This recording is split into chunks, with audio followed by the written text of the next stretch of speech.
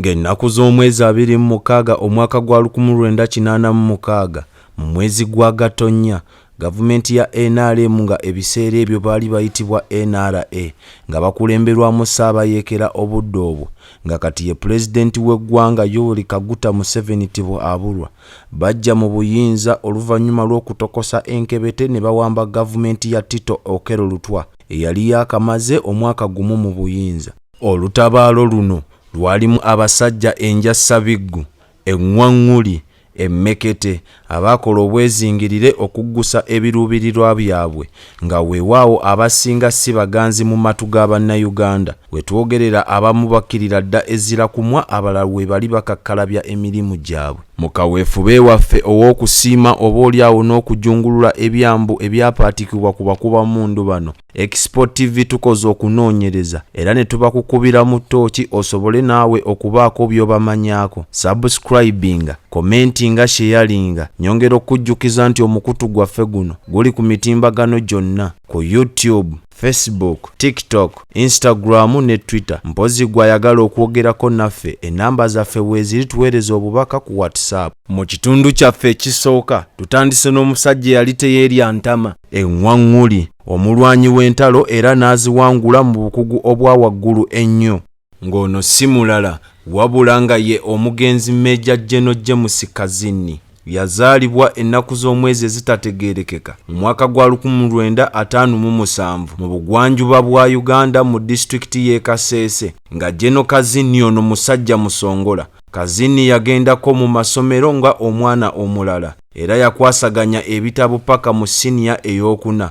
Bwe yamala okukakkalabya oba ensangi zino kye muyita okulya ebitabo, yeegatta ku UCB Bank mu kibuga Mbalala era nga omuvubuka avubuse anoonya ekigulira magala eddiba. Bwe yali akyakakkalabya emirimu gye egya banka n'awulira ekirango ku luleereetu oba laadiyo nga balanga abandyetaaze okuyingira amagye ga gavumenti ya Field Marshal El Hadji Dr. Idi Amin Dada Oume. Wabula oluvannyuma lwa gavumenti ya Idi Amin Dada ng'emaze okumwamulwako mu mwaka gwa 1979, Kazini n'akolerako mu Flonasa ne Kikosi Marooni eya Oyite Ojoko nga bonna baali wansi wa UNLA oba Uganda National Liberation Army. Kazini ne banne baatwalibwa e Kabamba mu mwaka gwa 1998 okusunsulwamu abaali abasirikale n'abatali. Bakazini baasigalayo ne bongerwa okutendekebwa. Akalulu ka 1980 nga kawedde, Museveni ateekateeka okugenda mu nsiko oluvannyuma lw'obutakkaanya n'ebyali bivudde mu kalulu. Akalulumbu kaawangulwa Dr. Apollo Milton Obote owa UPC, wabula Museveni yagamba nti Milton Obote akalulu yakakwatamu. Mu magye, Museveni yalina abasajja be yeesiga abazibu ennyo nga muno mwe mwali ne Major General James Kazini. Museveni yasalawo asindike Kazini ne Brigadier Andrew Lutaaya bagende mu mambuka ga Uganda mu bitundu by'e Koboko okuleeta amagye ge baali beesiga okutokosa Enkebette. Nga batuuse e Koboko mu Balakisi, omu ku baserikale abaali batakolagana nabo abalaba era abeekengera kuba bo baali banjawulo mu ndabika, asaanukulako akabaati era atokosa amasasi mu bbanga. Brigadier Andrew Lutaaya olwawulira amasasi era nga ye yali omugoba w'ekidduka kye baagenda nakyo, asalawo ateekako kakokola tondeka nnyuma n'asimbula n'alekayo General Kazini. Mu bukujjukujju obw'ekitalo, Kazini yasobola okwemulula ku baali bamusazeeko n'ayingira ensiko. Mu nsiko yeegatta ku Moses Ali. Kijjukirwa bulungi nti Moses Ali yali musajja wa Amin nnyo era nga yali minisita mu gavumenti ya Amin nga tennagwa, wabula mukama we olwaggyibwako n'atandikawo akabiina k'abayeekera mu mambuka ga Uganda okuyeekera gavumenti ya Obote. Mu mwaka gwa 1983 Museveni atuma omubaka okugenda okunona Bakazini okujja beegatte ku lutabaalo olwali mu masekati ga Uganda oba wano mu Buganda. Mu mwaka gwa 1984 General Kazini ne banne batuuka waneeno mu Buganda era bunnambiro Kazini yeegatta ku brigade eyali eduumirwa muganda w'omukulembeze General Caleb Akandanaho abasinga gwe tumanyi nga retired General Salimu Sale era batandika okutokosa Enkebette. Mu mwaka gwa 1985 Kazini yali omu ku balwanyi abaasalako era ne bawamba ebbendobendo ly'e Masaka. Emmundu etokota era mu mwaka gwa 1986 baali bamaze okuwamba omutima gwa Uganda era nga kye kibuga Kampala. Mu lugendo lw'okutabaala entalo, James Kazini yaweerezaako mu bifo by'amagye bino wammanga: Battalion Commander, Brigade Commander, Commandant General Headquarters, Commandant Military Police, Commandant Mechanized Regiments Tanks. Yaliko second in command 4th Division. N'amala n'afuuka Division Commander era wa 4th Division, Chief of Staff, Army Commander. Era koosi z'amagye ze yasoma ze zino wammanga: yasoma Senior Staff mu Ghana Defence College mu kibuga Accra, yavaayo ne Bachelors. Yagenda mu War College e Nigeria, eyakomawo ne Masters Degree. Yasoma Tanks e Russia. Ebifo ebyo byonna yabituukako oluvannyuma olw'obukugu n'omutindo gwe yayolesanga mu ntalo ze yalwananga era n'awangula. Yadde nga yafuna ebifo ebyali bimusaaniza otuula mu ofiisi, naye obudde bwe obusinga bwonna yabumalanga ng'atabaala. Zino ze zimu ku ntalo ze yalwana era n'avaayo n'obuwanguzi. Waliwo olwa West Nile Bank Front, eno yali eduumirwa Juma Abdallah Olisi, nga ono yaweerezaako mu gavumenti ya Idi Amin Dada. Baabakuba era ne babawangula. Nga bamaze okufutiza aba West Nile Bank Front, bakubagana n'akabiina ka Holy Spirit Movement akaali kaduumirwa omukyala Ateria Ntama, Alice Awuma Lakwena. Baamukuba ne bamufulumya eggwanga Uganda ne bamwolekeza ensi ya Kenya era gye yafiira. Nga bamaze Lakwena bagenda mu ggwanga lya Sudaani okulwanyisa Bashir, olw'ensonga nti Bashir yali asenzezza omukambwe Osama bin Mohammed bin Awad bin Laden n'akabiina ke aka Al-Qaeda ayagala okumanya ebisingawo ku kusenga kwa bin Laden mu Sudan. Genda ku mutimbagano ku kibanja kya The Guardian. Era abamu ku basibe baleeta mu ggwanga lyattu Uganda mwe mwali ne Bashir yennyini bamuleeta e Makindye Barracks. Awo we yamala nga wayise omwaka gumu ng'azzeeyo Sudaani, Bashir ono yawamba obukulembeze bw'eggwanga eryo era n'afuuka president. Nga bakomyewo tebaatuula, bayolekera butereevu mu mambuka ga Uganda okukubagana n'omumpembe Joseph Rao Kony aba Lord's Resistance Army. Kony yali ayambibwako abasajja be nga Vincent Oti, Caesar Antheram, Okuti Odhiambo. Baabakuba ne baboolekeza ensi ya Sudaani. Emmundu egenda mu maaso okuseka. Beeyongerayo mu mwaka gwa 1998 okubagana n'akabinja ka ADF oba Allied Democratic Forces ne bakafulumya Uganda. Bwe baamala aba ADF ne boolekera Zaire oba Congo obudde buno. Okusinziira ku byafaayo, olutalo lw'e Congo lwali luzibu nnyo era lwawandiikibwako omu ku bawandiisi b'ebitabo amanyikiddwa nga Gerald Pruna, era yalutuuma erinnya erya Africa's World War. Lwetabwamu ensi nnyingi eza Africa nga mu zino mwe muli Congo, Angola, Chad, Namibia, Zimbabwe, Sudaani, Rwanda ne Central African Republic. Era nga ensi ezo zonna zaali zirwanagana n'amagye g'aba Kazini. Nga bamaze otokosa Enkebette mu lutalo lw'e Congo era nga balulinnye ku nfeete, bakomawo okuva mu ggwanga ly'e Congo ne bayingira ensi yattu Uganda. Wabula nga yakatuuka kuno ne bamuweerawo okuba komanda wa Uganda People's Defence Force oba UPDF. Mu 2003 avaako ku bwa Army Commander agenda butereevu mu nsi ya Nigeria. Yatuukira mu Defence College eya Abuja okusoma Masters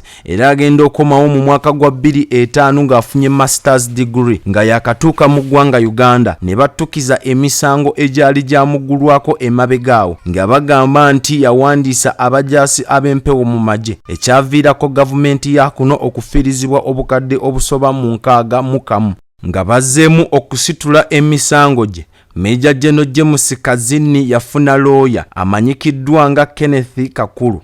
Kazini bwe yafanga emisango gye tegisaliddwa, Kakulu yeeyongerayo mu maaso n'omusango era yayambako famire ya Kazini okufuna letters of administration. Eno leeta ye yabasobozesa okwongerayo omusango basobole okufuna obwenkanya. Oluvannyuma Kakulu baamufuula omulamuzi mu kkooti ya ssemateeka mu mwaka gwa 2013 era waali wakayise emyaka 4 Kazini ng'afudde. Omulamuzi Kenneth Kakulu anajjukirwa nnyo mu byafaayo bya Uganda mu musango gwa age limit mu mwaka gwa 2018 ogwatuula mu kibuga Mbale bwe yayimirira yekka ku balamuzi abataano n'agaana okujja ekkomo ku myaka. Mwanattu ebya Kazini tebiggwa malojjo, kambiteeke ku bbali nkwongera omulwanyi omulala. Mu basajja abalala abazira era enjassa biggu kwe kuli Lutenanti Kano Segamwenge ng'ono yayingira amagye era okulwana mu nsiko wakati w'omwaka gwa 1984 ne 85. Mu mwaka gwa 1990 yagenda mu kadeti koosi ejjinja okubangulwa n'okusoma. Olwagimala ne yeegatta ku military police era mu military police yafuuka komanda mu 1st Division. Mu mwaka gwa 1998 yali battalion komanda mu lutabaalo lw'e Congo olw'omu nsiko. Nga bamaze okulwana yakomawo ne banne waneeno mu mwaka gwa 2000 mu Uganda. Bwe yavaawo n'afuuka brigade komanda mu 1st Division. Mu mwaka gwa 2003 ne 2005 yakwatibwa, oluvannyuma yateebwa. Mu mwaka gwa 2010 n'atwalibwa mu Operation Wealth Creation. Ebya Lieutenant Kano Segamwenge mbambi mazi.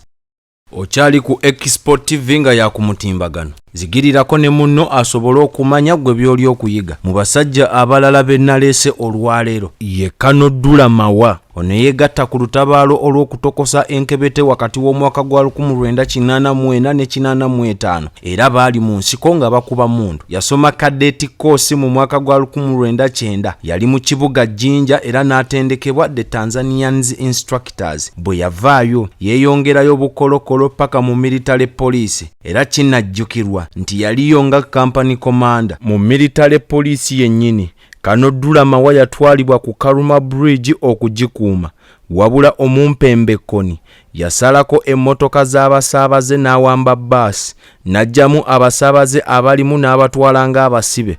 Olwamala bbaasi n'aziteekera omuliro nga zimaze okujja. Mawa yakwatibwa n'asibibwa n'atwalibwa mu balakisi e Makindi nga bamulanga okulagajjalira obuvunaanyizibwa bwe. Mu mwaka gwa 1997 yateebwa n'atwalibwa nga staff officer e Bombo Barracks. Mu mwaka gwa 1998 yali mu lutabaalo lwa ADF mu bitundu bya Lwenzori era eyo yennyini baamukubirayo amasasi agamutuusa ne ku kitanda. Eyo bwe baavaayo ne bayingira ebibira by'e Congo okutokosa Enkebette mu mwaka gwa 1999. Omwaka gwa 2 njereere yali battalion komanda. Mu mwaka gwa 2001 paka 2003 yali Alpine komanda mu Alpine Brigade mu bitundu by'e Lwenzori. Najjibwayo mu mwaka gwa 2004 awo n'asooka awummulamu eby'amagye. Mu mwaka gwa 2011 asalawo okuyingira eby'obufuzi. Bw'atyo n'afuuka chairman owa LC5 Kasese District. Mu mwaka gwa 2016 nga bw'omanya ebyakalulu baamumegga ekigo n'enkoona n'enywa. Bwe yamala okugwa mu kalulu yaddayo mu magye mu mwaka gwa 2017 mwali paka ne leero era yatikkiddwa emabegakaawo ku ttendekero ly'amagye e Lugazi. Ebya Dula Mawa nga mbitadde ku bbali awo ne nkuleetera omusajja omulala enjassa biggu. Ono ye mugenzi General Paul Lokech eyakazibwako erinnya lya empologoma ya Mogadishu oba Lion of Mogadishu. Erinnya lino lyamutuumibwa oluvannyuma lw'okuduumira Battle Groups ey'omunaana n'omwenda mu magye ga AMISOM agagenda okukuuma emirembe mu Somalia. Omulundi ogwasooka bagendayo mu mwezi ogwokutaano mu mwaka gwa 2011 ne bakomawo omwaka gwa 2012 era oluvannyuma yamala n'addizibwayo mu mwaka gwa 2017 n'akomawo 2018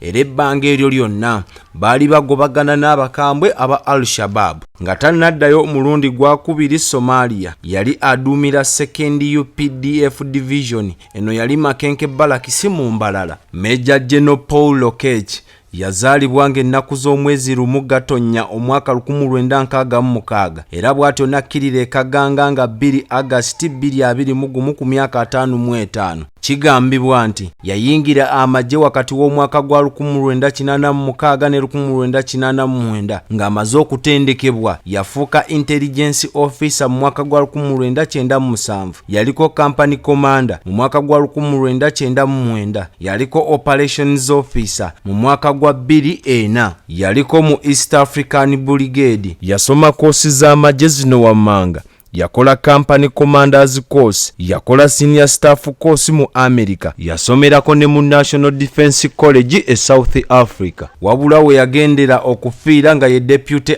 IGP owa polisi yattu eya Uganda.